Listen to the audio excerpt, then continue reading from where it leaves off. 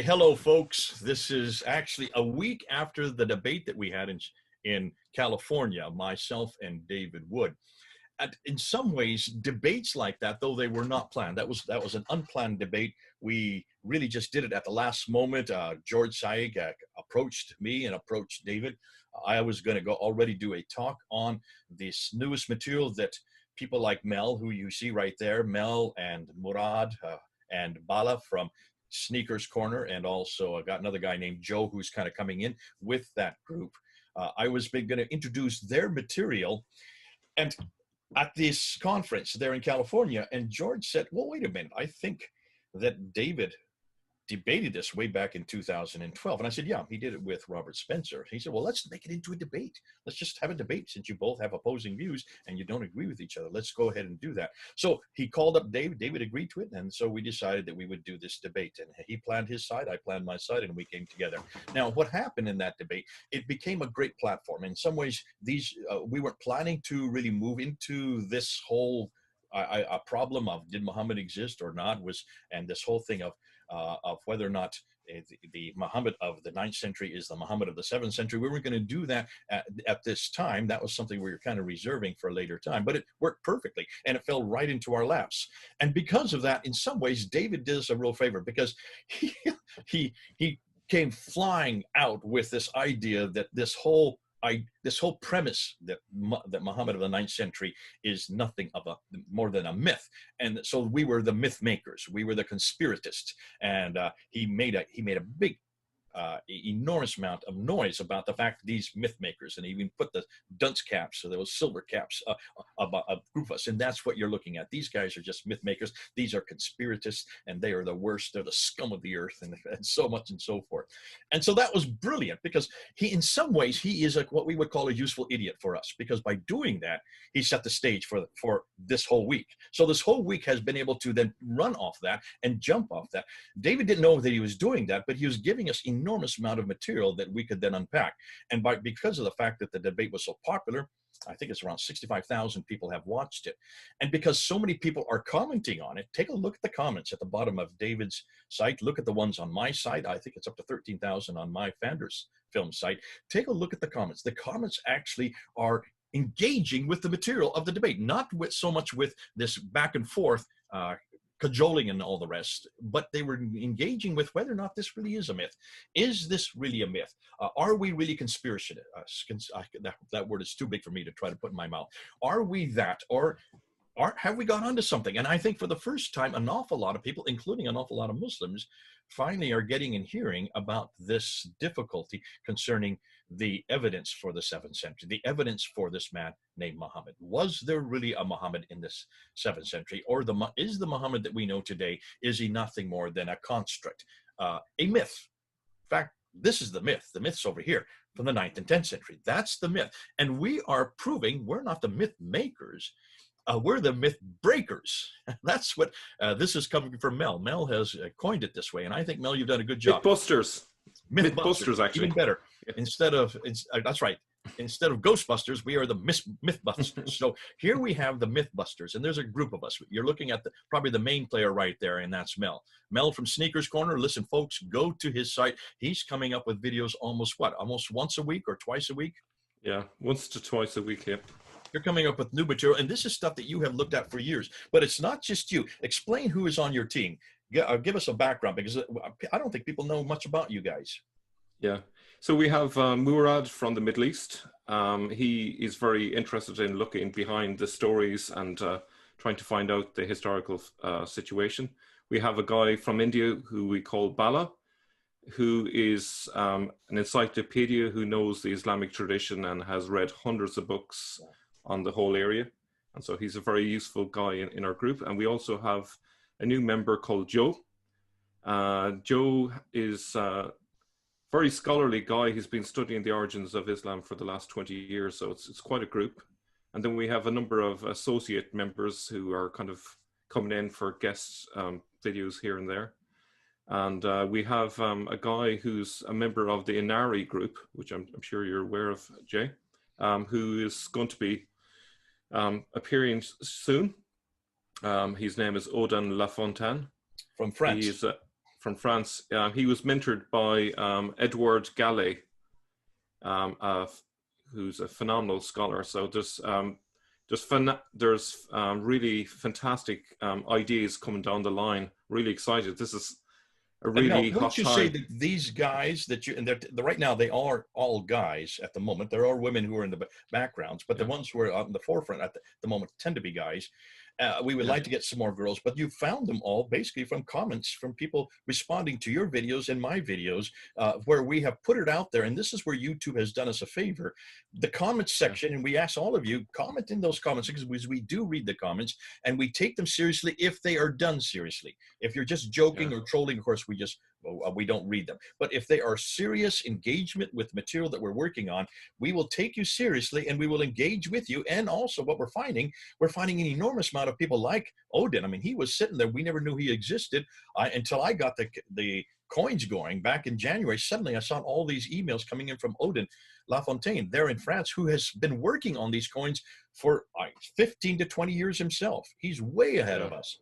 Yeah. And that's where we're kind of bringing together. So we are the myth busters, is what you call us. Yeah, I do want to mention a woman called Faye, who doesn't want her identity kind of exposed or anything, but she's also done some research for us, and I forgot to mention her.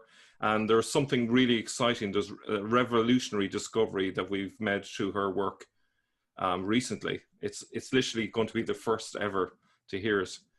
Yeah, that'll come along in about a week or two's time. So yeah, so sorry to forget her. And then there's one other, and he's the one that's been doing a lot of the research for me, and his is Dr. Pat Andrews. So he is one that has, wait till you find out what he's found out about the black stone. We're going to yet to introduce that. We have pretty much know where the black stone comes from and why it's so important and why it's still in the Kaaba today. That's yet to be done. So here we are. Not all these, in fact, almost all of these names that we have given cannot go into public. They dare not show their face in public because they are in areas, they're living in situations where either they could be killed or their family could be killed. And so to protect themselves, this is the problem. This kind of research, where you start to confront not the branches, as Mel has been saying, we're not looking and trying to mock Muhammad or do things like that, which just kind of eat away at the branches. We're going to the real front. We're going to the trunk. We're going to the real foundation. We're going to the roots of Islam. We're going to the very beginning of Islam. And when you start to do that, you are going to be targeted. And so, Mel, you've been targeted. I've been targeted. All those who are mocking Muhammad, like David and Sam and Hatun and the others who are working on that, they have been targeted. Colin has been targeted from Islam Critiqued. So Tony Costa from Canada, he has been targeted. We are willing to put our faces in public, but a lot of people are not. Christian Prince, for instance, will never put his face on public. You don't even know where he lives or where he comes from. You've never seen him. And that's to protect his life and to protect his family. And that is a real reality that we have to live with. Nonetheless, those of us who are putting in face in public, especially Mel, and this is why I want to thank you, Mel, for all your courage and for all the time that you've spent working on this, and you're willing to put your face in public and put your name out there. We're the ones who then communicated for the rest of you, and we are seen as communicators. Nonetheless, there's a growing number of us, and we want more of you to come on board. And this is one thing we're going to do, is we're going to take these supposedly myths that we have created, that David has called these myths, and we're going to say, let's see who has the myth here. Let's see who are the realists. David called himself the realist. We're now showing, by the end of that debate, it looked like David was the myth maker and we are the realists, because we're dealing with evidence on the ground. At the end of that debate, after I had asked him over and over and over, can you show me one piece of evidence for Muhammad from the 7th century? He could not come up with one. And we could come up with a whole treasure trove of reference after reference showing that Muhammad never existed. But there was a Muhammad there. There was a Muhammad there. And we are introducing that. Now, today, you're going to do something different, Mel. What is it you're going to do today? Yeah, I'm going to look at the story of the Hadiths and how they came about. Let me just see if we can get it here. So you're going to look at everything that David and Hatun and others are dependent on, and you're going to show exactly how they came about and really how they are the myth. Absolutely. Okay, so this is going to be fun. This is a question that I get asked all the time. Can you please explain why the Hadiths were created? Was it just conspiracy and so on? So it's actually a complex answer, and it's not something I can just simply write a short little answer and there you have it. It's actually very complex, so it's worth bearing that in mind. Let me just something wrong here. Okay, so just quote from David Wood from last week. He said, "I would like to thank Dr. J. Smith for giving me this opportunity to debunk one of the most astounding pseudo-scholarly conspiracy theories the world has ever seen." And as you can see, he thought we were tin hats. But by the end of this, I think you'll see that we are actually on the side of reality here and not conspiracists. Okay, so what I would suggest is we are restorationists, not revisionists. On the contrary, we are not myth makers, but myth busters. We are not revising history as often charged, but restoring history. We are about fact-checking the Islamic tradition. We have found little evidence to support it, and we have found a lot of factual evidence that contradicts that tradition. You can debunk myths and false ideas, but you can't debunk facts and evidence. And that's my position. I'm sure it is yours, Jay, as well. So I'd like to start really with a quote from Jonathan Swift from 1710. I think this is kind of a key idea here. "Besides, as the vilest writer has his readers, so the greatest liar has his believers. And it often happens that if a lie be believed only for an hour, it has done its work, and there's no farther occasion for it. Falsehood flies, and the truth comes limping after it, so that when men come to be undeceived, it is too late. The jest is over, and the tale has had its effect." So essentially, we are the ones limping or perhaps sneaking behind, trying to undo the damage that previous lies have done in the world, the damage that lies have done in the world. Now, just to illustrate the point, I'm going to take an example of a modern day myth. It's the idea that people thought the world was flat when Columbus sailed across the Atlantic. And I remember being told this as a fact when I was in primary school. The myth was a favorite in the 19th and 20th centuries, repeated by secularists as proof that Christians were backward and secularists were progressive. It even made its way in children's encyclopedia and school books.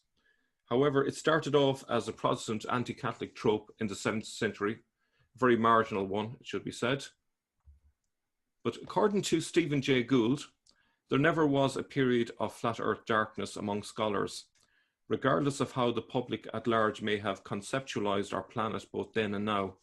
Greek knowledge of sphericity never faded, and all major medieval scholars accepted the Earth's roundness as an established fact of cosmology. So the myth grew into a perceived fact. How did it happen? In 1828, Washington Irving's novel, A History of the Life and Voyages of Christopher Columbus, was published and mistaken by many for a scholarly work. This became very popular.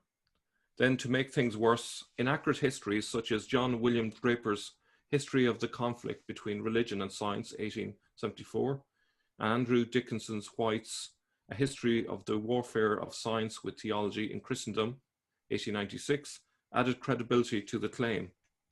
Atheists and agnostics championed the conflict thesis for their own purposes, but historical research gradually demonstrated that Draper and White had propagated more fantasy than fact in their efforts to prove that science and religion are locked in eternal conflict. And I would suggest that what we're trying to do is exactly what those historical researchers did to overturn that misconception about the people in the Middle Ages. The point is that far from creating conspiracies, we are simply doing the mundane work of fact-checking and overturning established myths contained in the Islamic tradition.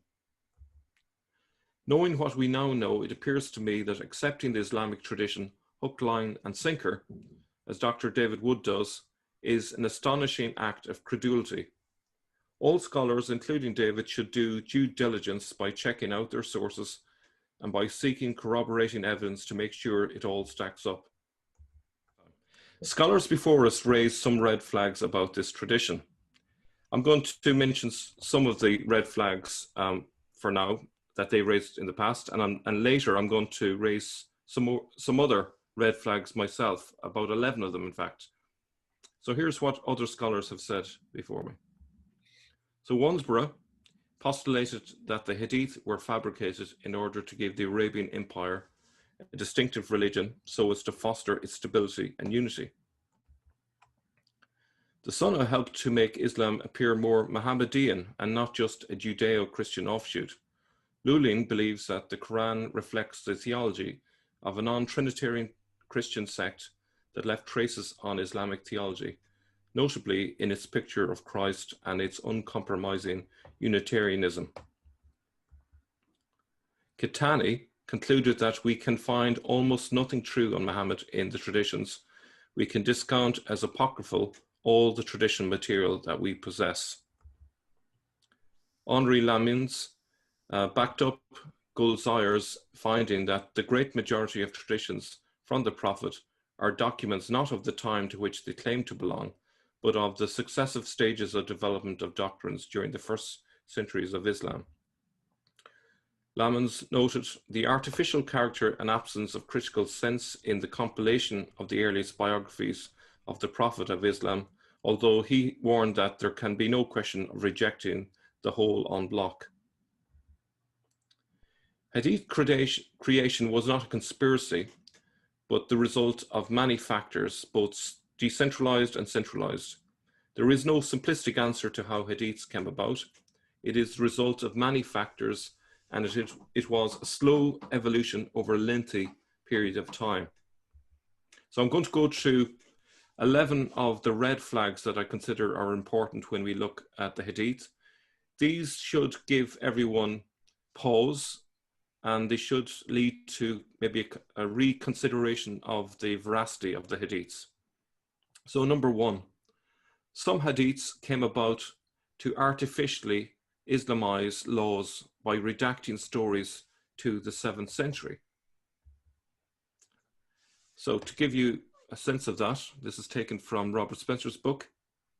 Schacht went beyond even Goldzier's arguments, concluding, for instance, that a great many traditions in the classical and other collections were put into circulation only after Shafi's time. The first considerable body of legal traditions from the Prophet originated towards the middle of the 2nd century, and the evidence of legal traditions carries us back to about the year 100 AH only. That is to the first decade of the 8th century, not any closer to the time Muhammad is supposed to have lived. Just say something Robert? about that. Go back to that. Yeah. This is something I remember coming up when I was studying in the 1990s. Hutting brought this up very clearly. He says, notice that all the isnad that the Muslims are always using, they always use the isnad to give support for one tradition over another tradition. They say, see, this tradition goes all the way back to the Prophet's life. And Hutting says, quoting from Goldzier and also from Schacht, who wrote in the 1950s, he said, notice that these isnads were only created back to the Prophet's time after Shafi brought this up as a problem. Shafi brought this up as a problem in 820. That's the 9th century. That's about the time Hisham is writing his biography. And he's saying that these have to go all the way back to the Prophet in order words to be authoritative. How do you suddenly do oral tradition in the 9th century that goes all the way back to the Prophet unless you're fabricating them? And so he said, these are all fabrications. Every one of them is fabrications. And the only reason that they went all the way back to the Prophet is because they needed to in order to get their authority. So they only took those which they wanted to be authoritative, and they made sure that their lineage goes all the way back to the Prophet. Although not one of those names had anything written down for you to know whether or not that person ever said what they said. And that was, to me, was when the penny dropped for me in the 1990s when I heard that. And I said, why is it Muslims aren't telling us this? Why is it we haven't heard this before? So everything we know in Al-Bukhari is nothing more than traditions that were created post 820, post 9th century, 200 years after Muhammad. Okay, just to bring that in there, because that is explosive, what you're bringing up here. Yeah. Well, it's a huge red flag, and it should make people question what is actually going on. And it is definitely worth Muslims' time to inquire and find out what exactly happened. So another quote here from Robert Hoyland. The laws that were in place in the Middle East the day before the Arab conquest were still in use the day after.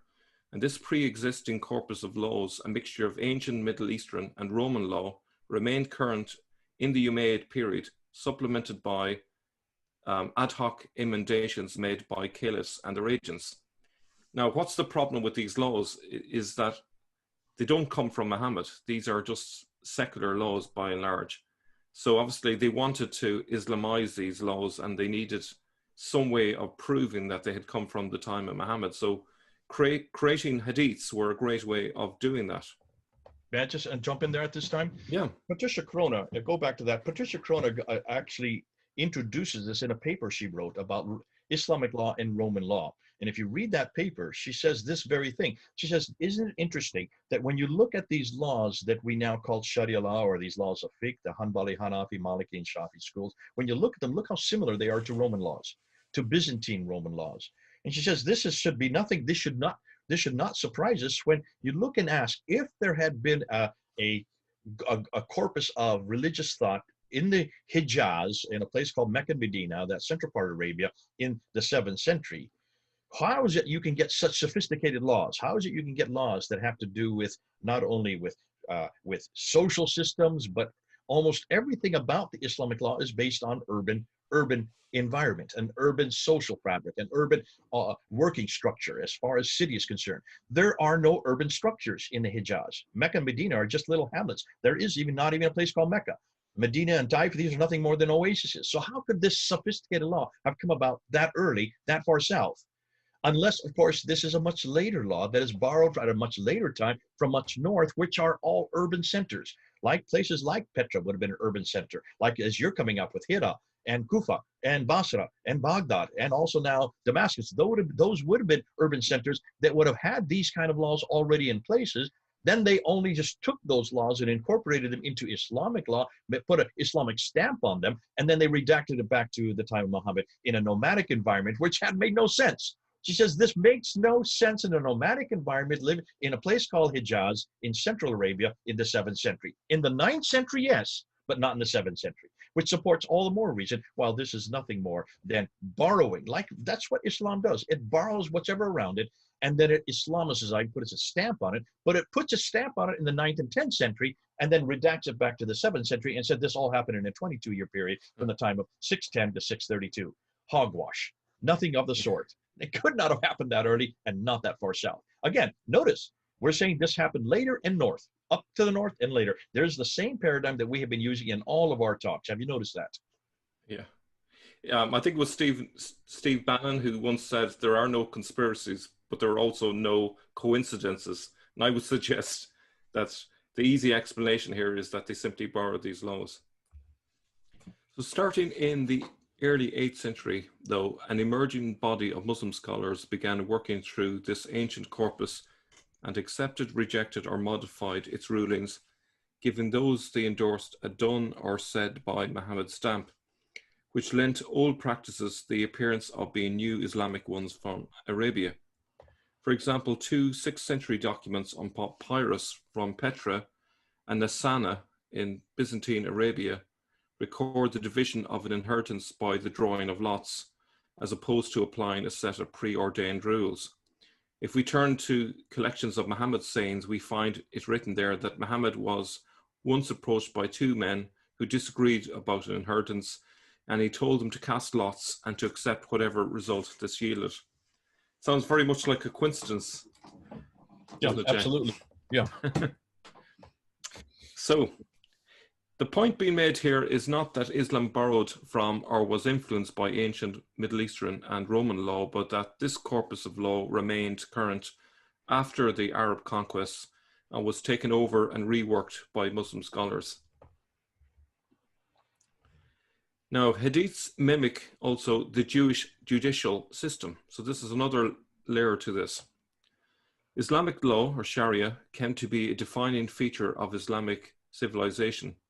Its structural similarity with Judaism betrays its origins in early Abbasid Iraq, where Muslim lawyers enjoyed close and sustained contact with the region's large and prosperous Jewish community. Jurisprudential theory, which stressed 4 principal sources, scripture, practice, analogy, and consensus, could be Roman, Judaic, or derived more broadly from the late antique Middle East. But where did the raw material for the individual laws come from? To give the appearance of having all originated in Muhammad's Arabia, since they are traced back via a chain of transmitters to Muhammad himself. Even here, we can see that Robert Hoyland sees an Iraqi connection in all of this. Isn't it fascinating, though? This is exactly what you would expect. When you stop and think, so much of the Quran is borrowed from other sources. Why are we surprised if much of Islam is borrowed from other sources? Because when you stop, like we said earlier, and Patricia Crone said this very succinctly, how can you have a nomadic environment create such a sophisticated environment with all these laws and institutions that, lo and behold, here they're the same laws and institutions that come from the surrounding countries, but much further north, from these Jewish and much more urban structures? That would make no sense in a rural environment. And so they've just taken these, they borrowed it because that's what they came in contact with, that's what they were used to themselves, and all they did was redact it back to the 7th century. But nowhere in the world could this have happened in a 20-year period. From almost nothing to suddenly sophistication in 20 years. Why hasn't anybody thought this through? Yeah, it takes decades, if not centuries, before you develop a legal system. But it gets better, Jay, because I'm going to show you evidence that they not only borrowed the laws from the Jews, they borrowed the ideas from the Jews, and they borrowed even the terminology that they used in these legal judgments. So it's going to get really interesting. Okay, so this is actually from Lloyd de Jong, who's a South African scholar. He spent the last 13 years researching Sharia, and he found some interesting details, and he was recently on my channel, and I've just borrowed this from his presentation. So if we compare the Talmud with Sharia, we can see a clear borrowing from the Jewish legal system. I'm just going to point out a few similarities. So if we think about the word that's used here in Hebrew, you have Koreh. In the Islamic world, we have Qara'ah, to proclaim. We have this law being interpreted and expanded upon in the Talmud, in the Jewish side, and it's done in Sharia on the right-hand side. And what's very interesting, the oral tradition, the Mishnah, is referred to in Hebrew as Soneh, and in Arabic, Sunnah. And they both have 6 books, which is quite remarkable. The stories that are used in the Jewish side are referred to as Hidus or Hadas. And you change the S to TH and you have Hadith. So there's a clear borrowing. The legal doctrine. Can I just jump in there? I think the comeback on this is, well, that would make sense since both languages come from the same root. So both your Jewish Hebrew or Aramaic would have the same root as your Arabic. So it would stand to reason that they use the same words. He was under the impression that they're so particular and that there are other options available, that this would suggest that there's a more direct implication. I think when you see the location in the next slide, where the Sharia system was set up and its location next to Jewish academies, I think it'll become clear that it's more than just a linguistic connection based on the similarities of the languages. Okay. But, so you have halakha is the legal doctrine. Now notice here, they didn't use halakha for the word for legal doctrine. It's fiqh, but they actually did call the place where it happened the halakha. So there is some sort of connection there. So if we look at the next slide, see Iraq there, Kufa in the south with 2 academies, 2 more only 87 miles away. And let me just get this out of my way here. So this is taken from Schacht. Schacht says material influences causing changes in the doctrines of other Islamic law schools continue to proceed almost exclusively from the law schools of Iraq. Schacht concluded with Goldziher that Mohammedan jurisprudence originated in Iraq. The discovery that Islamic... Just so people understand what's happening here, that map you're showing, you're showing the Star of David. Those would be Jewish seminaries. The one with the star in the moon would be a Islamic seminary. Is that what you're saying? Yes, that's right. Yeah, those are the Star and David represent the Jewish academies, and yes, the moon and star, it represents the Islamic one in Kufa. So you So can see how this would close be they are. why there is this cross-pollination. This is why, because they were in contact with each other. Their debates were happening almost probably on a daily, weekly basis. Can you then understand why so many of, even in the Quran, so many of the debates are really against Jews and Christians? Their seminaries, as you're saying, their well, not madrasas are right next door to each other. Academies, yeah. It would then Yeah. stand to reason that they would have so much borrowing from it. Yeah. So it goes on to say the discovery that Islamic jurisprudence emerged on the banks of the Euphrates and not on the sands of Arabia, home of the Prophet and birthplace of Islam, clearly invites further investigation. So once again, it's a red flag. It should draw people's attention. And it goes on to say the site of the most important early Islamic law school, the Hanifa school at Kufa, was close to the Jewish academies of Sura and Pompadita, where scholars studied the Talmud throughout the formative period of Islamic law. There would have been no problem of communication. The early Iraqi jurists, including local converts to Islam, both Jews and others, who spoke the Eastern Talmudic Aramaic, which remained the lingua franca of Iraq for centuries after the Arab conquest. So not only are they in close proximity, but they could speak the same language, which was a form of Aramaic. So it's quite a strong case. Now, stop and think this through. Take that one step further, Mel. Look at where the Gida'ats are all formed. Of the 30 Gida'ats that became official by the 15th century, by 1429, 22 of them are all in this area and a little and in Damascus, but they're all in this area that you're looking at.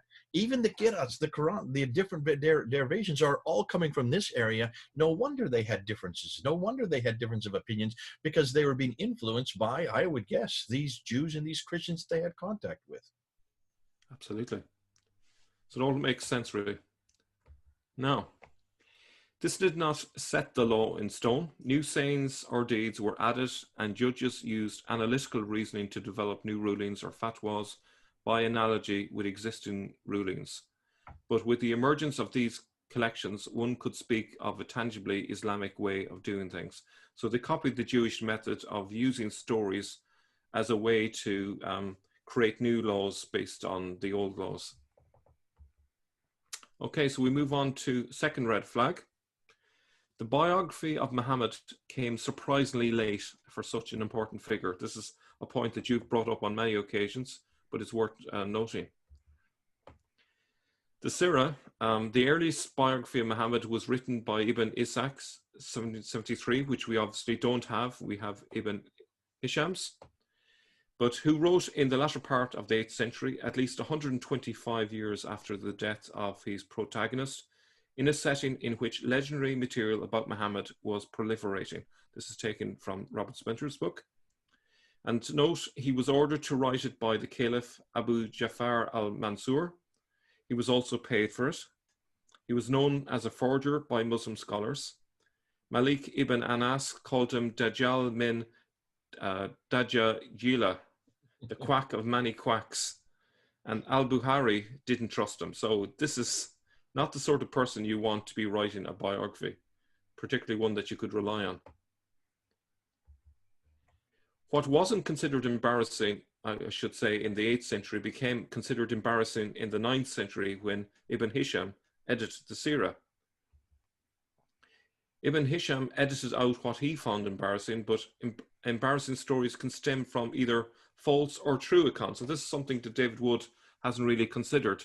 So if you look at these two diagrams here, first one could be a false story, and that false story may have a combination of embarrassing and non-embarrassing details.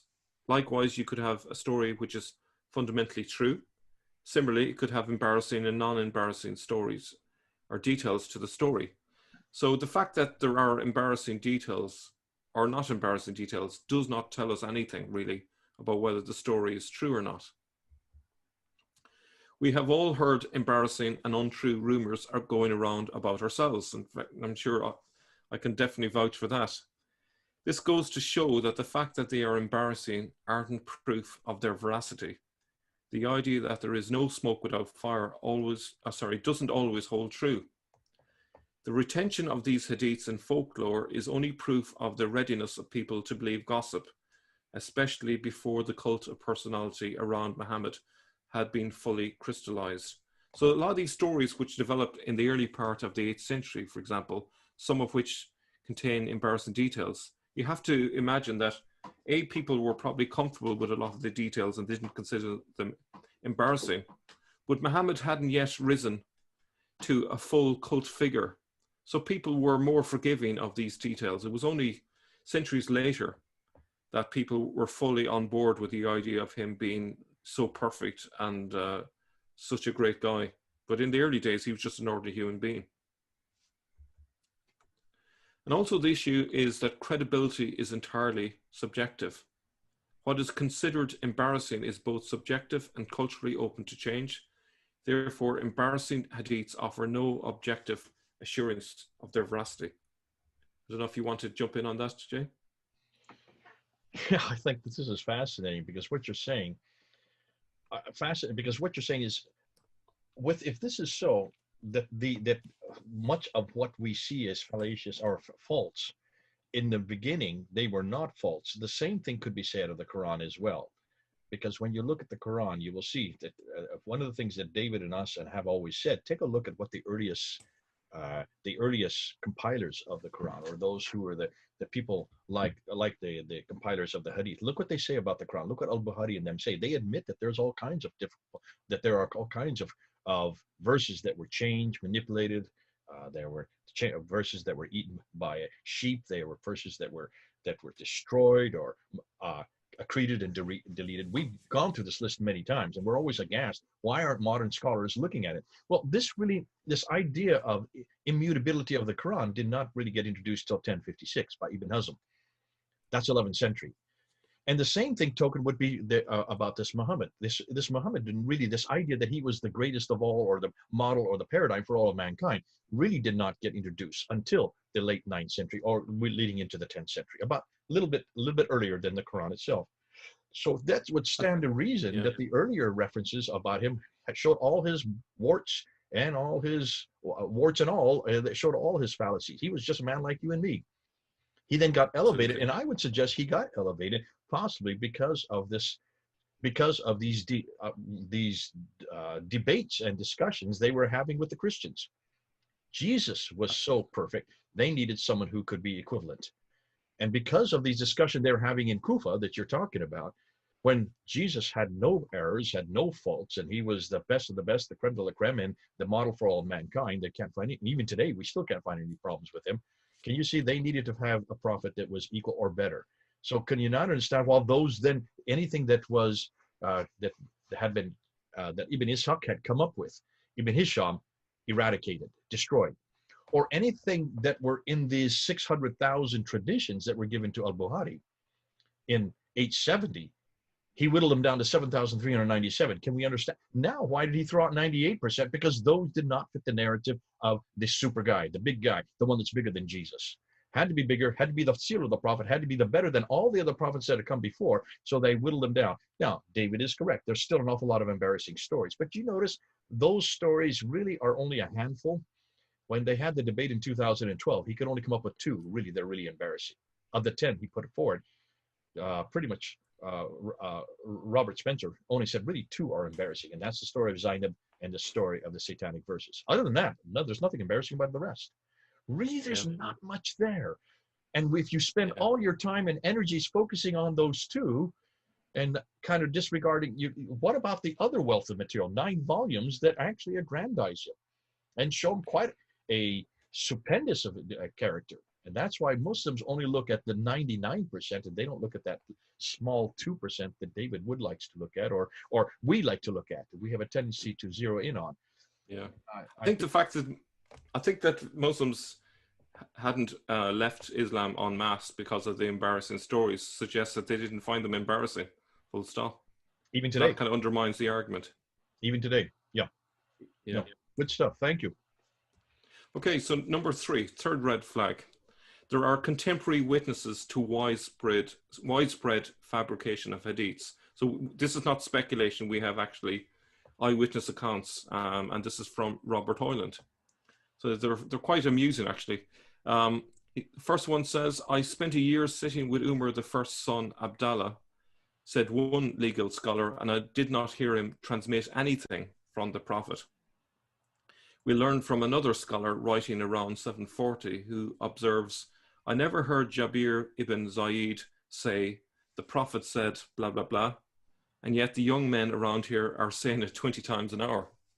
So clearly there's people in the 8th century who are they're gobsmacked with all of these stories going around, and they're thinking, where are they getting this material from? Because we should know, and we haven't heard any of this stuff.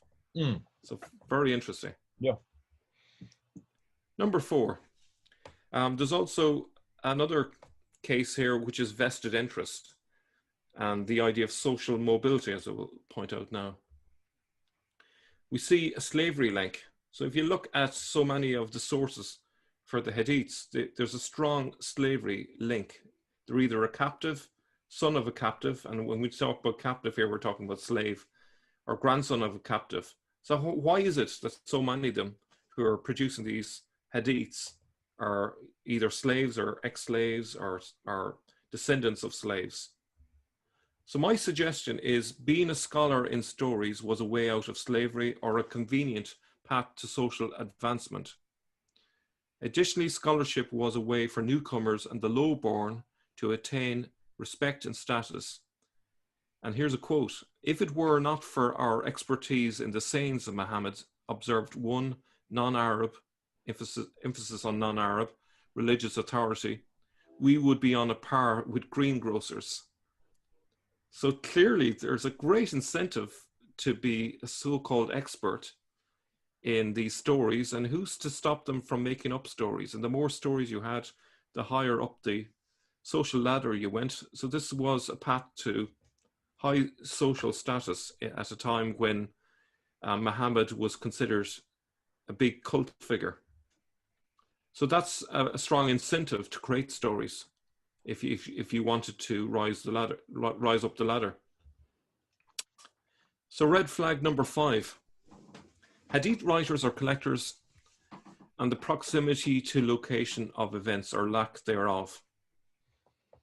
So this should be a red flag. The fact, when you look at where the Hadith writers are from, not one single Hadith writer was from Arabia, where you'd expect them to be from.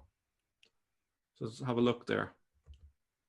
As you can see, none of them are from Arabia. That should raise a red flag there straight away. I brought this up I showed a map, much like you're showing right here, and I looked at all the kilometers away from Mecca, and you're talking about thousands of kilometers away. And what's interesting, you can see they come from Uzbekistan, that's Bukhara is in Uzbekistan. They come from Tajikistan, or they also come from Tabaristan, which is in what today is Iran. And so you're talking about thousands of kilometers away, but they did their work in Baghdad, again, which is kilometers away from Mecca. No one did anything down in Mecca, which you don't have here, but it's right where the Red Sea is, just to the right of the Red Sea. That area would be where according to the traditions, they did all the work. Not one of them did their work down there. Not one of them even lived there. Not one of them even knew of a place called Mecca. Mecca did not exist that early. No. So that destroys any notion that any of this could have come that far south. It all comes from the north. Those stars those stars exactly make your point. Yeah, and actually the only place that if you were to pick up any verifiable material, it would be a local tradition. And if they were writing it in Baghdad, the only way it's possible to get a glimpse of what happened, it must mean that Islam started there and not elsewhere. And obviously, even with that, they have changed it dramatically from what it was originally. Now, red flag number 6, coins contradict the chronology supposed by the Hadiths. And I know this is an area that you've done a lot of work on. But look at the use of images here. When Abd al-Malik sought to unify the currency of his realm, he initially followed the standard custom of placing his image as the ruler on the new coins. But a couple of years later, he withdrew this type of minted coins with no images on them, bearing only words. Now, No. just to jump into that, Do you want me to come back there? that last slide, look at that image there. That image is not just any image. It's actually of him with a sword in, and it is in contradistinction to Justinian II going to war with him, because the year before that, he introduced another coin that did have the Byzantine cross missing the cross piece. So it was a mockery of the Byzantine cross on the backside. On the front side, he introduces the Shahada, La ilaha illallah Muhammadur Rasulullah. Now, as you and I know from what Murad has really introduced to us, this idea of Muhammad Rasulullah is the praised one, is the prophet of God. It looks like he was referring to himself at that time. And this was the coins that he gave to Justinian II in homage, because he was paying homage at this time. Justinian II went to war with him because of that. He was so angered because of that he went to war, and he introduces this coin that you see there. Take a look at that coin. There's the image. Hold on a minute. We thought imagery was anathema in Islam. Nobody could have image because that's idolatry. What's it doing in 693? This coin you see up there on the left was introduced in 693. That's a statement of war. That's why he's holding his sword at an angle. That would be a statement of war against Justinian II. There's the political reason. You've got to look at the politics to understand the coins. There is nothing at all, and that I can see here that would suggest, well, in this case, that this is the anything to do with Islam of the 9th century. First of all, Islam of the 9th century would not have images. Secondly, they would not, in the same token, they would not be having a political problem with they would have a political problem, but they would not, this is not a theological problem, this is a political problem, nothing to do with theology, because it's pointing to him, Malik, as the emissary of God, as the praised one of God. And that's why he then introduces the coin on the right, that you see on the right, which is in 696. 696, he then takes the image off, and from that time on, Mel, there are no images. So this idea, this problem with iconoclasm was introduced by Abdul Malik in 696, not by Muhammad in 632 or earlier. Can you see? We're talking a good 60 years too late. That's too late for the Islamic traditions to be correct. I want to throw something into the mix. This is something Joe told me very recently. In Jewish tradition, I think it's in the Mishnah or possibly the Talmud, the Jewish idea of Jesus is that the person they think is Jesus was actually a nephew of Jesus, who was the son of Mary Magdalene and Joses. Now, this is probably a legend, okay? But for what it's worth, it was believed by Jews for centuries. And in this story, this Jesus, Yeshua, was stoned to death and then hung on a pillar. He wasn't crucified. And look what you see on the coin on the left. It seems to me, and this is Joe's opinion as well, that perhaps what Abdul al-Malik is doing is actually siding with the Jewish idea of Jesus, not the Christian idea. So this, to me, is, if it's true, this is very revolutionary, and it might explain quite a lot. Again, and this is what was one reason. This would be another reason why Abdul Malik, when he introduces that, this is not where he introduces it. He introduces on the coin earlier than this, a year earlier, which would be the mockery, because there's the mockery. That would mean the pillar that the nephew of Jesus was hung on, siding with the Jews against Byzantine Christianity. Now stop and think, Mel. Why would he be siding with the Jews against Byzantine Christianity? Who were the superpower of the day that he was in conflict with? Not the Jews, obviously. The Byzantines. Why then would you, at the same year that he introduces this coin, and the previous year before this, he also builds the Dome of the Rock in Jerusalem, of all places? That has nothing to do with Judaism. It's sitting there right looking down onto the Church of the Sepulchre, which was the sanctuary for the Byzantine Christians. And that's why in your ambulatory, he then has all this mockery of Jesus. Chapters 4, verse 171 of the Quran, say not three, for God is one, and he has no son. That's mocking the Trinity. That's mocking Jesus' divinity and his sonship, which is at the whole root of Islam. Islam was created, you might even say, was begun as an institution by Abdul Malik with that intention in mind. But then when Muhammad is introduced on the coins, he's not referring to Jesus this time. He's referring to himself as the praised one. He is the praised one in contradistinction to your Jesus. Absolutely. Okay, I think you kind of made the point there, really. So the issue with all of this is the fact that in Muhammad's time, there was no iconoclastic era, but the Islamic tradition supposes it. But as we can see from the evidence of the coins, the iconoclastic era came around Abdul al-Malik's time, not earlier. So number 7. Talking about 60 years later. So how is it that Muslims can claim that this happened at the time Muhammad? What do you do with the coins? Remember, not just Abdul Malik. Look at Muawiyah's coins. He has images on all of his as well. They start with Khosrau, which is the great Sasanian king, but also he also has images of himself later on with a cross in his hand. So how could that iconoclasm be a problem?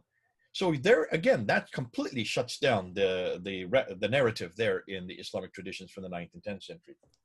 Absolutely. I think it's rock solid, conclusive evidence that this is a later fiction, really, in the Islamic tradition. Okay, so number 7, the 7th red flag that I would like to raise is Hadith's attempt unsuccessfully to cover up the obviously fractious early period. One blot on this otherwise idyllic picture was the unseemly behavior of Muhammad's companions who squabbled and fought one another, most obviously in the First Civil War. They were therefore given a makeover, sanctified by recourse to late antique paleographical techniques, and all came out as models of piety and beyond reproach, headed by the 4 rightly guided caliphs, which we have no evidence of, Abu Bakr, Umar, Uthman, and Ali. That's straight from Robert Hoyland in God's Path. Essentially, what has happened is the Islamic tradition have photoshopped the early leaders. These hadiths about the first caliphs don't ring true.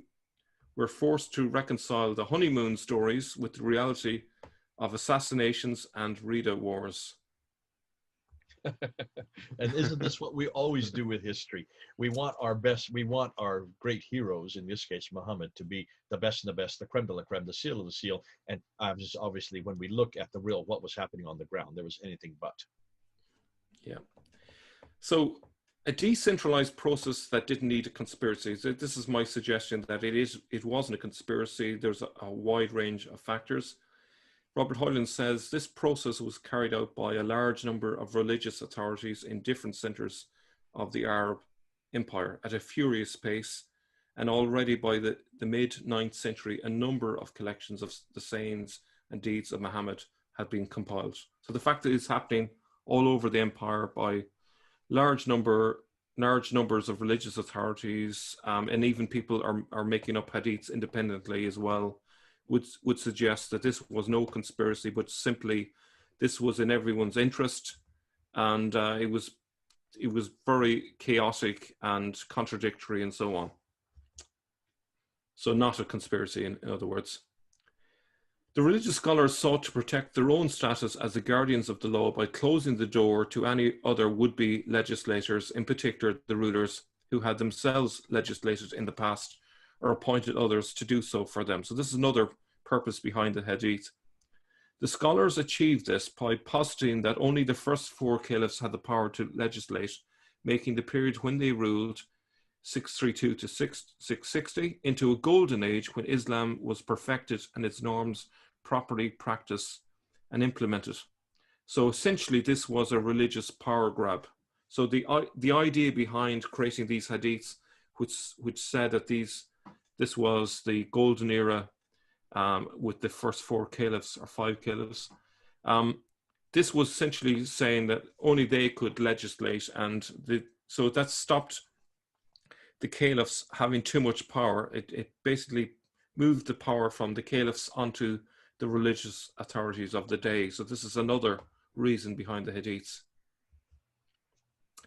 Now, number 8, hadiths were used to support opposing factions. And this is something that I heard you and Robert talking about in a recent live stream with Jay from Soko Films. It's actually going to be going up on, it will precede this video. It'll be on Fander Films as well. Yeah. Hadiths were often created to attack the opposing side.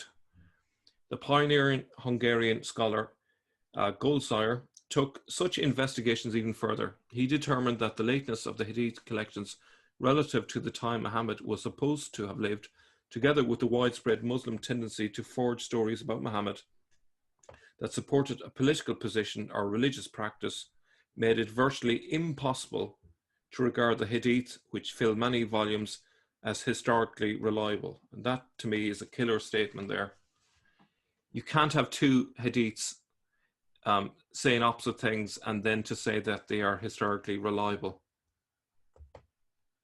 The Hadiths became political weapons in the hands of warring factions within the Islamic world, And as is always the case with weapons in wartime, they began to be manufactured wholesale.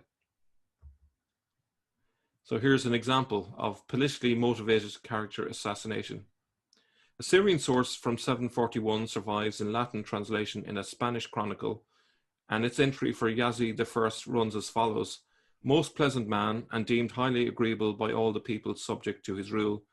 He never, as is the wont of men, sought glory for himself because of his royal rank, but lived as a citizen along with all the common people.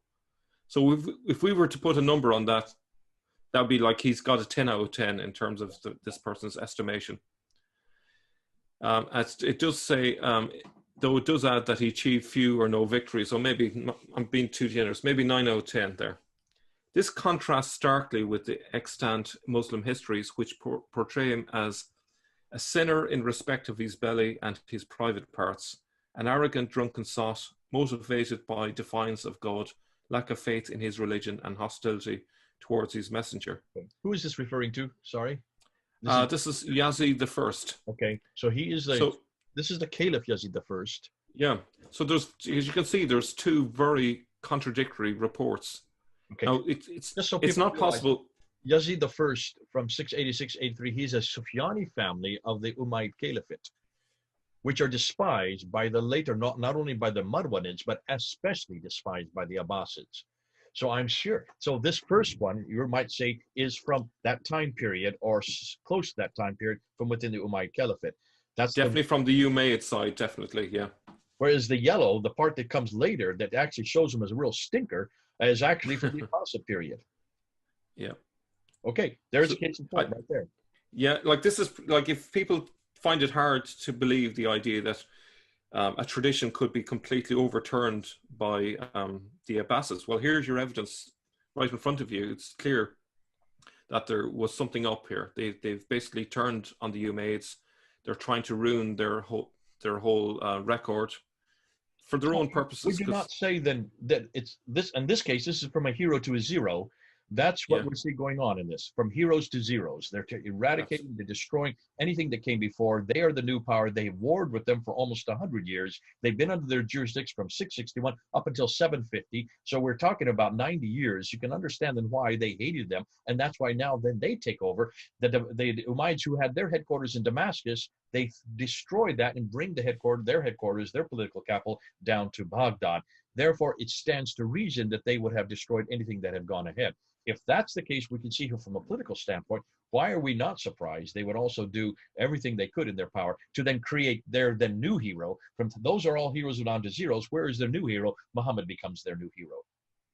Absolutely. And this will also explain the reason why there's a big gap in the history, because they clearly destroyed everything that the Umayyads had written, or as much as they could. So there was no record. There was nothing from that time. And they had... what do they say? A blank slate to work from. Now, so another example here. This is an anti-Ali one. Muawiyah is presented in a hadith as having told his lieutenant, "Do not tire of abusing and insulting Ali and calling for God's mercifulness for Uthman, defaming the companions of Ali, removing them and admitting to listen to them, praising in contrast the clan of Uthman, drawing them near to you, and listening to them." Accordingly, a hadith appeared in which Muhammad declared that Ali's father and Muhammad's guardian, Abu Talib, was burning in hell. "Perhaps my intercession will be of use to him at that day of resurrection, so that he may be transferred into a pool of fire which reaches only up to the ankles, but which is still hot enough to burn his brain." So that's an anti-Ali hadith. In another hadith that came to be loved of the Shiites, Muhammad declares, "So know then that whose master I am, their master is Ali's also." In another pro-Ali hadith, Muhammad exclaims to one of his companions, "O Anas, is there anyone amongst the Ansar who is better than or preferable to Ali?" So you can see that these hadiths are being created on spec to support each other's faction, whether it be the Sunni side or the Shia side. Did you want to jump in on that? Yeah, I mean, this is something that people have brought up, and many people have come up and questioned me. If this is all fictitious, if this is nothing more than a redaction of the Abbasids against everything previous. Where does the Sunni Shia divide come in? Because that seems to suggest that this Sunni Shiite is very rampant today, and it's been so we have thought for 1400 years. From what you're showing me here, this actually comes about not 1400 years ago. This comes out 1300 years ago. And would it not be for the same reason that we just saw earlier, whereas the scholars did not want to have the caliphs to have hegemony, the scholars wanted themselves to have hegemony. In the same token, they would not want the progeny of Muhammad to have hegemony or any power. They wanted to retain that power. That's why you then have this divide between those who thought that the descendants of Muhammad should be in power versus the ulema, the scholars, the religious scholars who did not want the progeny of Muhammad to be in power. And that's why they would then create their idea of the Sunnah. What is the Sunnah? Is the example of the Prophet, but not the progeny of the Prophet. Ali is the progeny of the Prophet. So you can see this is a political, this is really a political battle that's going on during the Abbasid period. It's a very real battle, but it seems to be being introduced or is starting here in the 9th century or the late 8th century, early 9th century, not something that was going on in the 7th century. Yeah. Do you know what's interesting here? If you look at it, Ali seems to be opposed to the Ansar. Can you see that? Is there anyone amongst the Ansar who's better than or preferable to Ali? Now, we know from some 7th century sources that Ali was the emir of Hira. He never became a caliph, but he was emir for about 2 years. But just looking at that there, he would suggest that the Ansar would come from the west if Ali was from the east, because that was where the main division was.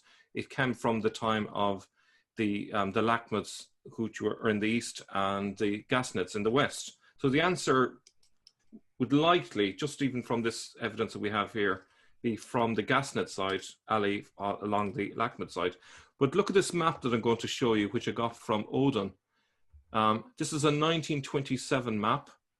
It was created by René Dussault and reproduced in Gallet's article, Messiah and His Prophet. And look, there's a location there in Ghassanid country, Ansariya.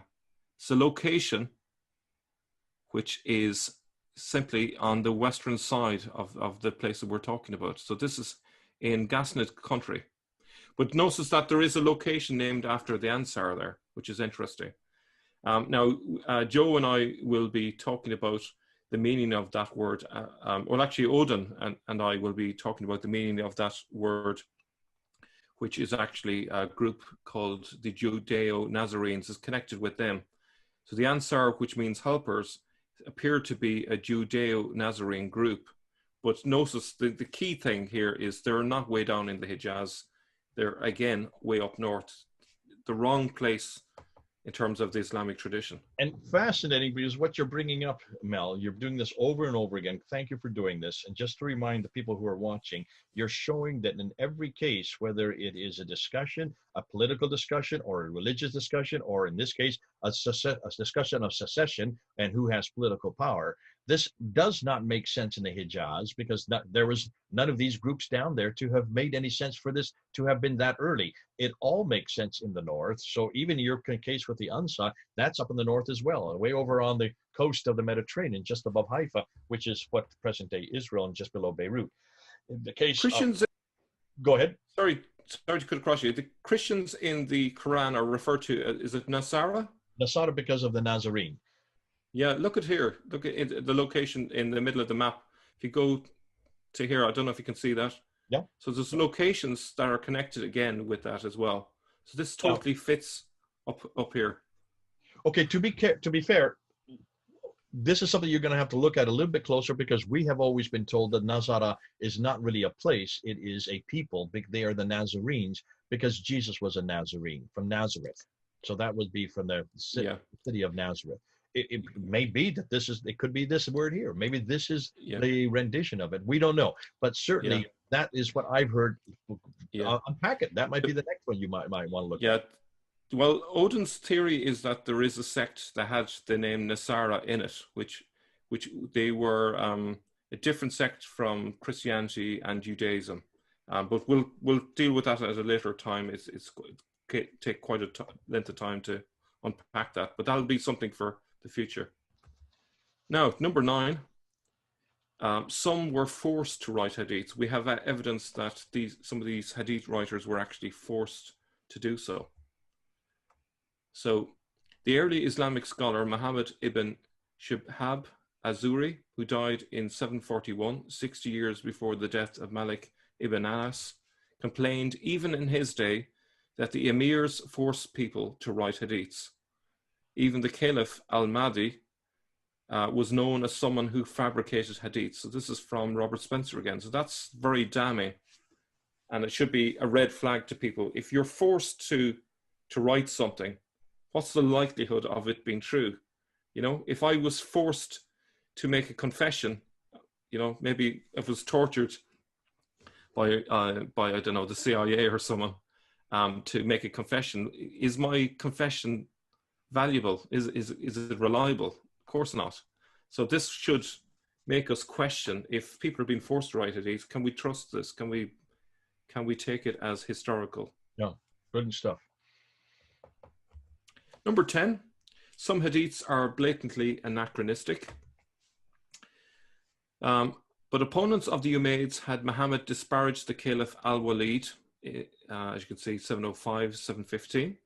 In the hadith, Muhammad confronts a man who has just named his newborn son al-Walid. You name your children by the names of our pharaohs. Verily, a man with the name al-Walid will come who will inflict great injury upon my community than ever did Pharaoh upon his people. Now, I ask you, Jay, which is more likely, that this is a prophecy or this is a self-serving contemporary reference to al-Walid from the time? It sounds pretty natural that this is written after 715 and it was redacted back onto Muhammad. Absolutely. And lastly, at least in terms of the red flags, some hadiths conveniently allow later Muslims to slip rulings into the Quran after they can no longer change the Quran.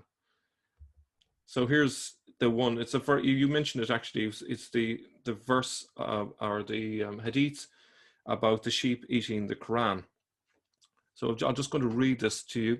The verse of stoning and of breastfeeding an adult 10 times was revealed, and the paper was with me under my pillow, according to Aisha. When the Messenger of Allah died, we were preoccupied with his death, and a tame sheep came in and ate it. These verses were abrogated in recitation, but not ruling. Now, what's interesting, the verse of stoning is there and the breastfeeding an adult 10 times.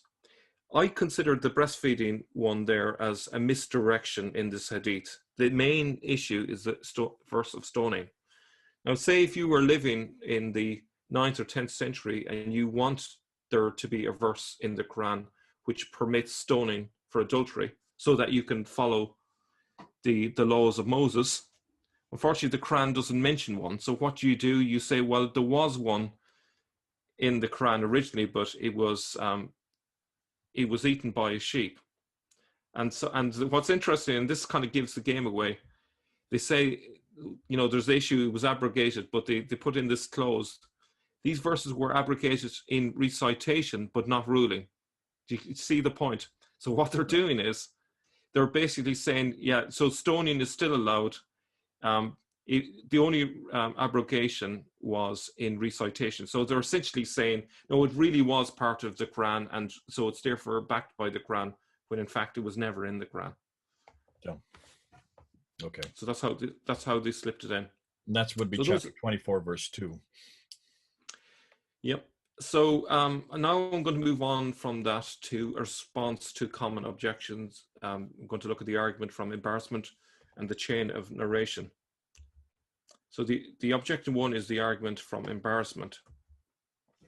In normal circumstances, an argument from embarrassment might be used to establish if a story was reliable, but this doesn't take into account the process by which the hadiths were created and how they competed for acceptance.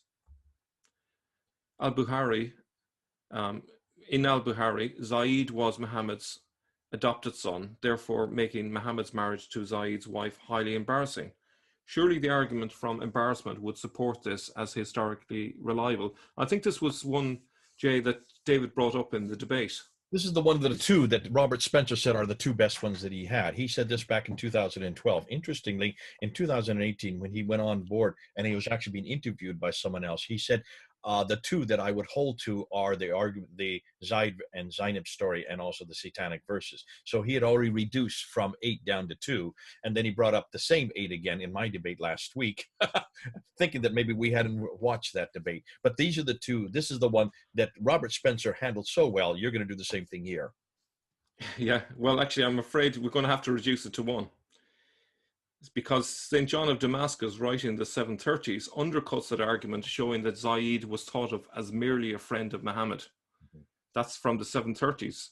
That would suggest that this story grew legs after the 730s, and the idea of him being a son-in-law came in later.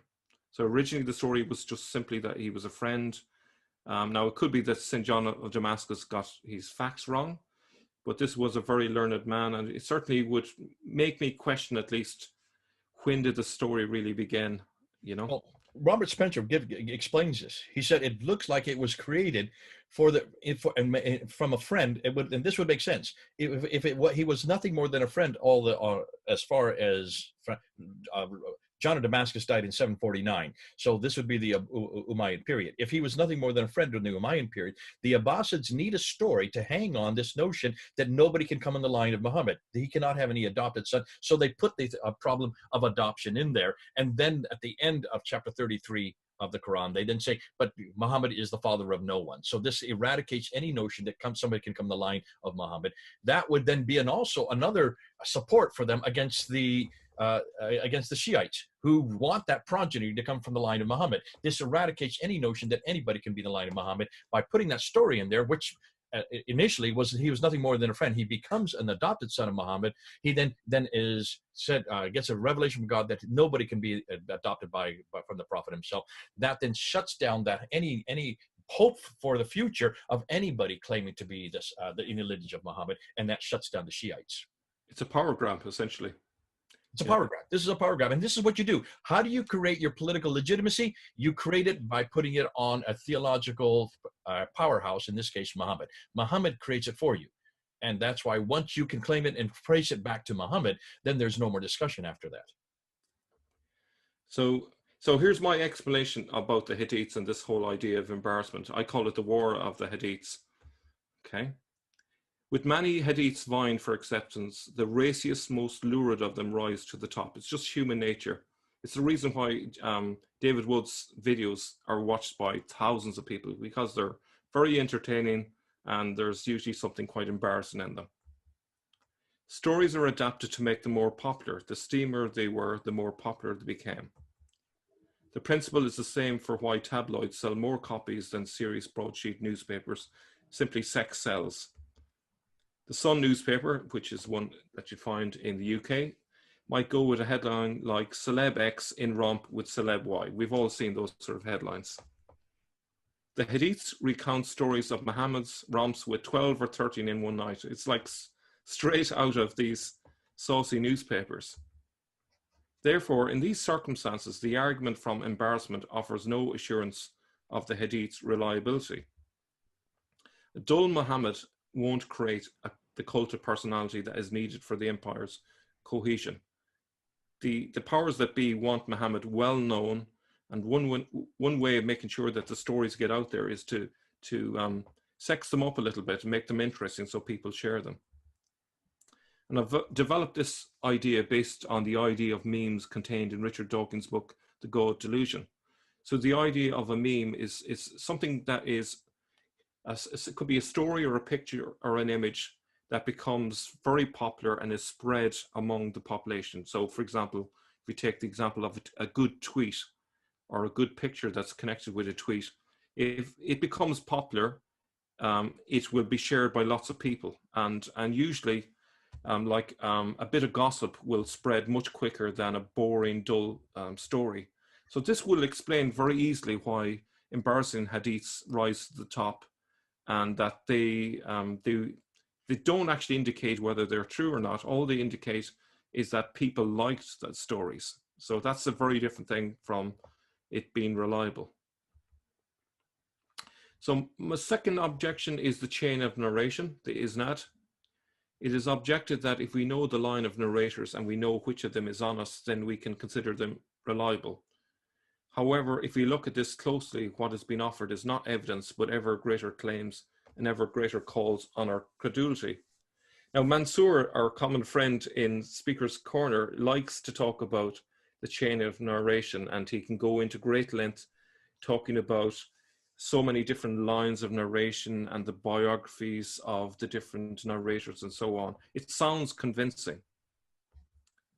But what's really happening is what they're doing is, instead of offering evidence, all they're doing is making ever greater claims, which appears to be evidence, but actually is just weakening their argument. So it goes something like this. Storytellers fabricate stories. The story's reliability are questioned, so the storytellers fabricate a chain of narration. Again, the narrator's reliability is questioned. What do? They do what storytellers always do. They fabricate a biography about each narrator. Sounds even better. Again, the narrator's reliability is questioned. And what do the storytellers do but fabricate multiple parallel story versions and parallel biographies about narrators? All that's happened is the claim keeps getting bigger and more fantastical with each telling, but it's actually not a single bit of evidence that we can rely on. It is all just hearsay. So essentially, objection to the chain of narration is the idea that the claim gets bigger, but the reliability gets weaker with every new supporting claim. I don't know if you want to jump in on that. Absolutely. In fact, this is, I mean, what you're saying here, all this makes sense, and also fits into what we've just been using in the last week. And I love what you've done by showing popular history, looking at what the popular culture is doing. I mean, YouTube is symptomatic of that. The most popular YouTubes are always the ones that are the show-stopping ones, the ones that are entertaining. And I would suggest this is one reason why when you look at stories of Muhammad, most of us who are Christian, we love those that are the most garrulous, the ones that are most, what we would consider the most embarrassing.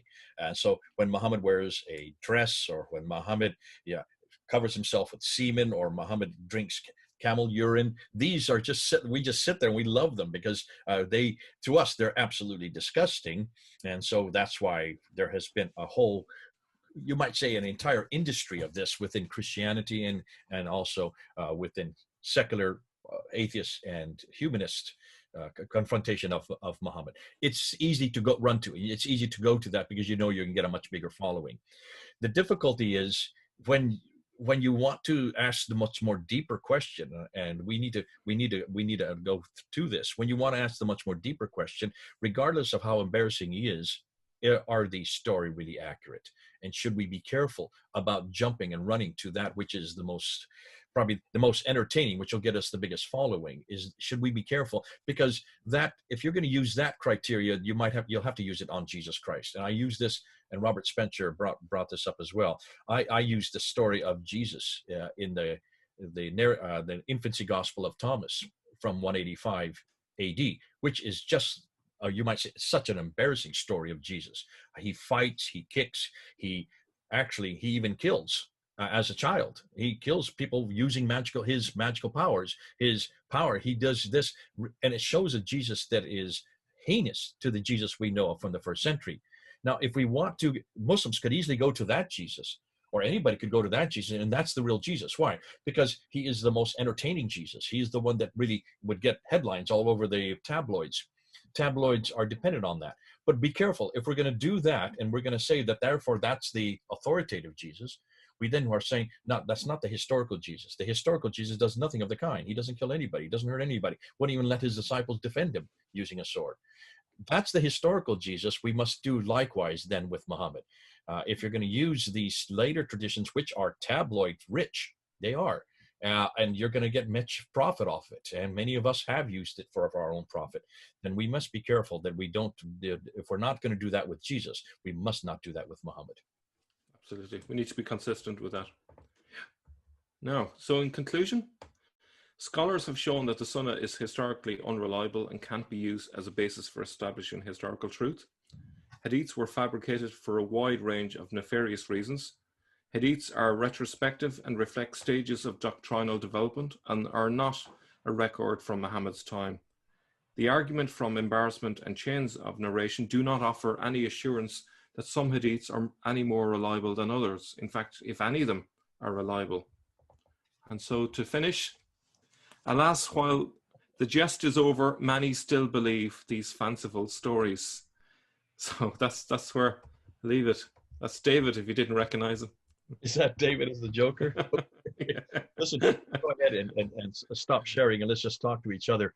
I think it's great. Let's go ahead and have the both of us here side by side. What you've done here, and I think this has been very helpful for all of us. This whole week has been centered on Muhammad, has it not been, Mel?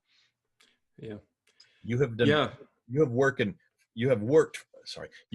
for years on confronting the historical Muhammad, and you have done a great job with you and Murad and Bala and now Joe and now Odin and what's this girl? Faye. You haven't really introduced yet. We want to see her material, but it's fascinating. All these people who are coming on board and who are now looking at the historical Muhammad from the 7th century. You were now saying, and what's fascinating to me, and as I looked and see what you're saying, the Hadith really fit to an awful lot of what we see happening right through popular history and also popular literature. Why are we surprised that these embarrassing stories are there? They are surprised. They would be there because these are ways of the Abbasid Islamicizing. And let me just go through your 11 points real quickly and just do it, and catch me on if I misinterpret you. The first one you said, and I thought this was brilliant, that these laws, that institution that existed from the Umayyad period, which were hated by the Abbasids didn't want nothing to do with them. They needed to then, now they've got the man and they've got the book and they've got their place, and so they got the book, the man, the place, and also the God. They needed to create that. They needed to take those narratives coming out of the Umayyad and they needed to Abbasidize them. You call it Islamicize. I would say they Abbaside. Yeah. Bastardized. Yeah. I'm sorry, Abbasided. I mean, I've just created a new word. Abbasidize. Abbasidized it, and that's fascinating because they needed to create that narrative, which now stands to reason why from Ibn Ishaq to Ibn Hisham, 70 years later, that's what's going on, and then another 40 years after that, when you see that Ibn al-Bukhari, Sahih Muslim, Ibn Dawud, Tirmidhi, and all these do the same thing from 870 and later. They are given hundreds of thousands, 600,000 of these, and they bring them down to their narrative, their Abbasid narrative. So there is the Islamicizing going on, and it's happening not over a 22-year period that we have always been told. It's happening over 240, because you need to go up to then Al-Tabari to get the commentaries, the tafsir, and also the tahqiq. That's 923, so that's the 10th century, so 300 years later. Then you go on to, you're talking about the evolution of this late series from, I've just said that, so that's actually point number 2. I put number 1 and 2 together.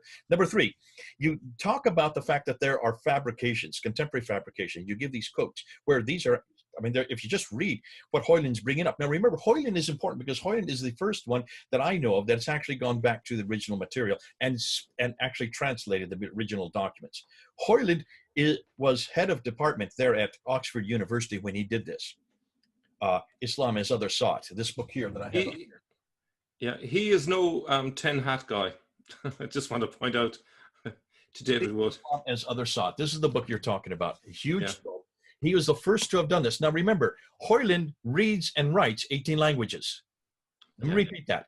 He reads and writes 18 languages. Wow. He was head of department at Oxford University when I got to know him, and I actually was in his office, and we went through some of this material way back in the 1990s. And you cannot fault Hoyland because no one else has done what he has done. He has done what the Muslims should have done for the last 1,300 years. You notice I'm saying 1,300, not 1,400. Why didn't Muslims go back and actually ask the questions you're asking right here, Mel? Why didn't they go back and show and find out which were being fabricated, which were being taken, which were being lifted, and then been accreted and deleted and really, you might say, rewritten to fit a whole new narrative, a whole new political narrative? So there's the fabrication. You talk about vested interest, and that was your 4th category.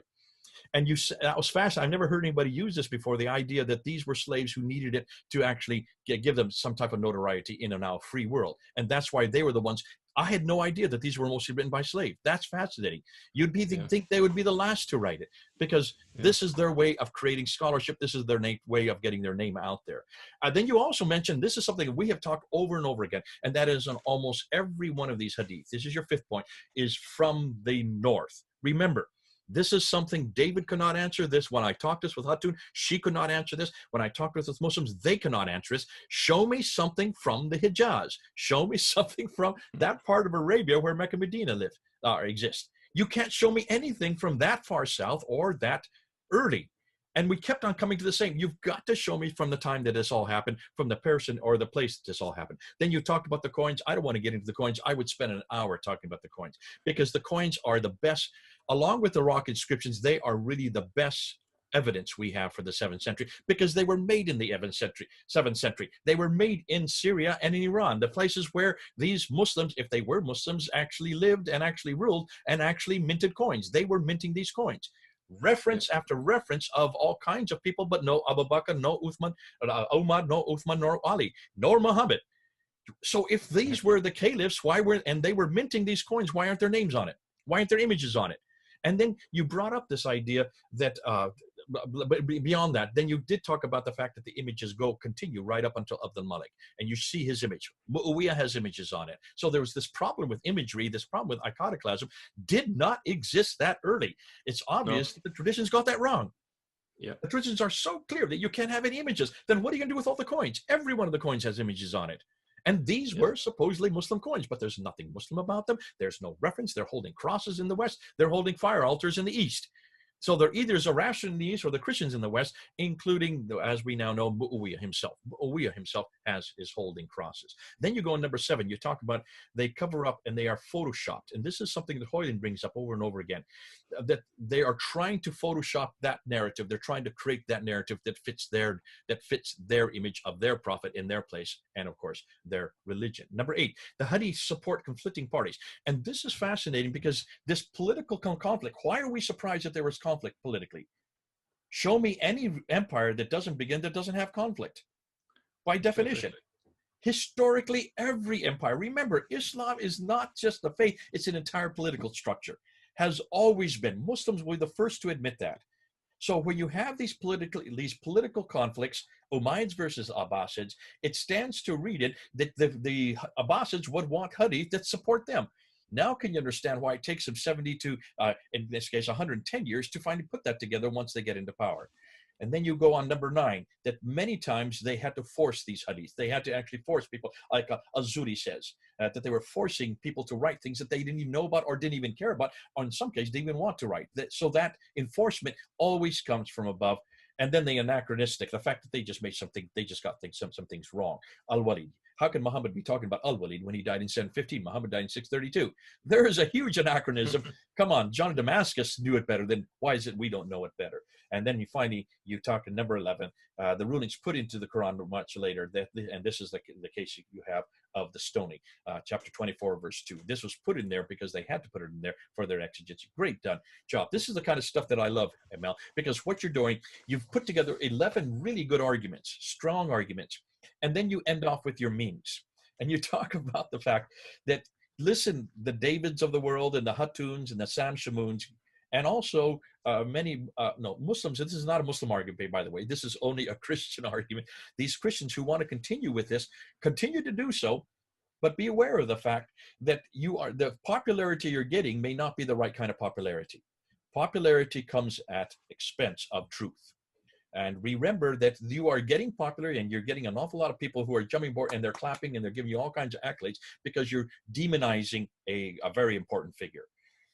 I would suggest that continue to do that. Be careful when you do that, because you are bordering on hate speech. That is bordering on hate speech. Memes can be taken over and you can get out of control if you continue with memes. But if that's all you're built on, is that really the Muhammad that really existed?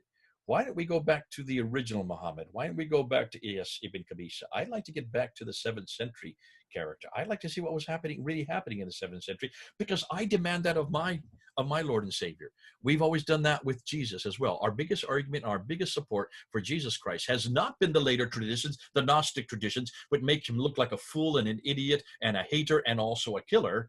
That's not the Jesus I believe in, because it's not only too late, it has an agenda, and it has a Gnostic agenda. I go to the first century Jesus, and I demand that people do the same thing. You've got to come back to the historical Jesus, not the Jesus that's made up, that is embarrassing. You've got to come back to that Jesus. In the same token, we've got to come back to what was really happening in the 7th century. And we can pretty well know that this 9th century Jesus never existed, not in the 7th century. Beginning to, as you say, be put together for all kinds of reasons. You gave 11 different reasons. Brilliant on you. And we're gonna keep unpacking them as we go. But can you see, at this point in history, 2020, we are beginning to destroy who this Muhammad was. We've done 2 things this year that have been dynamic. We've taken on the Book of the Man, the Book of the Man, the Book of the Man. I love it, because I have been asking for this for 25 years. We've got to take on the Book of the Man. This is your year, Jay. I'm sorry? This is your year. Well, and I've had nothing to do with it. I'm just sitting there and watching it. Everybody else is coming out, and all I'm doing is helping you guys communicate it and making sure you get it out to the public sphere, and using my channel to do so. You guys are doing the hard work. You're the one that are doing the discoveries. All I'm saying is let me help you communicate it so others can hear it, and then they can see and put the pieces together. The puzzle is being put together. We have an awful lot more to go. We're not going to stop here. This is going to continue on to 2021. But God bless you. This is what we need to hear. This is exactly where we need to go. I do want us to point out that there are a lot of Muslims on the ground in these places that we're talking about, Iraq and Turkey and so on, who are contacting me and saying, yes, we've known this for years. So this is not completely tin hat stuff, as David would like to think. There are a lot of people with local histories who know a lot of this stuff, and we're just confirming what they've known for years. So this is not completely out there, you know. So yeah, we're just breaking it all open and allowing the wider Islamic world to know about these things, you know. So here's the question we end with: are we the myth makers? Are we the conspirators? Or are we the myth busters? Like you had you had Ghostbusters. We're the myth busters, and we'll take that word on board. We've been called myth makers by David and others, and conspirators, and I think that's been a great. That was a great springboard for us to get and unpack it. It looks like the myth makers are the Islamic traditions. The myth makers are the Ibn Hishams and Al-Buharis, Sahih Muslim, and Ibn Dawud, and Tirmidhis, and Al-Tabari, and Al-Baidawi, Zamakhshari, Suyuti. These are the myth makers. Myth makers, because the Muhammad they're creating, these sayings that he supposedly said, are nothing more than myths and legends. We're the busting the myths, and so we are the myth busters, and there's quite a few of us, and we're growing. And as you said, there are some even coming out of Iraq and Iran who are now emailing us and saying, listen, we're on board with you. We've always known this, but we've never really understood it until we've looked at the historical context. Always go back to see what history tell us. A myth maker are people who don't want to deal with history. They want to create something away from history. We are really the realists. We are the ones that go back to the evidence, and everything that Mel and Murad and Bala and Joe and Odin and this lady, what's her name? Faye are introducing. Everything they're introducing is based on hard evidence from the 7th and 8th century. God bless you. This has been great. Continue to write your comments. We love to read those comments. Mel will be on board. He will be looking at them. He'll be helping you to understand them. We'll try to answer questions from them, and we will probably do future videos trying to make sure that we get to your questions. God bless all of you. It's been great to have you on board. Thank you, Mel, for coming on. Thank you for putting such a great presentation. You've really hit the nail on the head with those 11 objections. Now it's over to you. This is Jay and Mel. Here in Europe and United States. We're actually 3,000 miles from each other. Over and out. Yeah.